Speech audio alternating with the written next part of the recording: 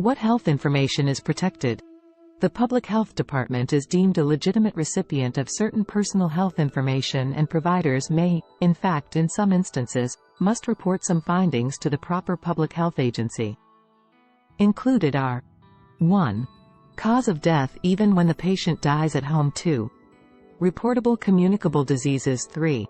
Child abuse. 4. Reporting an adverse drug reaction to the Federal Drug Administration. 5. Occurrence of cancer in a state with a cancer registry. 6. Meningitis, and 7. Immunizations for children. These examples are thought to be important to the health of the public. Patient consent and authorization. HIPAA makes a distinction between informed consent and patient authorization.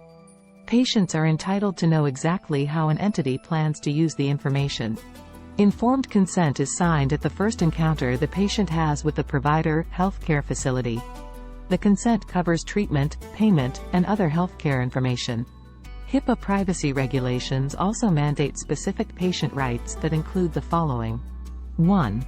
Right to privacy notice requires disclosure and reasonable effort to assure that the patient understands the agency's policy concerning privacy of information. 2. Right to request restrictions means that patients may specify health information that cannot be released and/or they may restrict to whom information can be released. 3. Right to access of HIPAA means that patients must be allowed to inspect and copy information contained in the agency's record. 4. Right to know what disclosures have been made means the agency must track all information released and be able to provide documentation to the patient. 5. Right to amend the HIPAA means that while patients may request amendments to the HIPAA and the agency must allow amendments, the agency may deny some requests. All covered entities are required to comply with certain procedural rules. Most have had to develop new policies and procedures to address the many aspects covered under these rules. The following are some of the rules. 1. Agencies must appoint a privacy officer who will monitor and audit compliance. 2.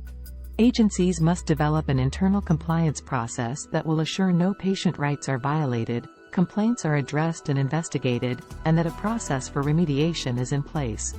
3. Training must be provided to employees to assure that they are informed about patient rights and disclosure of information. 4. HIPAA requires that agencies document any and all violations and that sanctions parallel other disciplinary policies. 5. Agencies must have a process for mitigating any harmful effect of disclosure. 6. All forms of communication must be addressed in administrative safeguards. 7. Agencies must agree and have policies that specify no retaliation for an employee or consumer who files a complaint. Conclusion. HIPAA regulations require new behavior from healthcare professional and healthcare facilities. Close coordination with other partners in healthcare delivery and reimbursement is mandatory to assure a continuous process of patient privacy.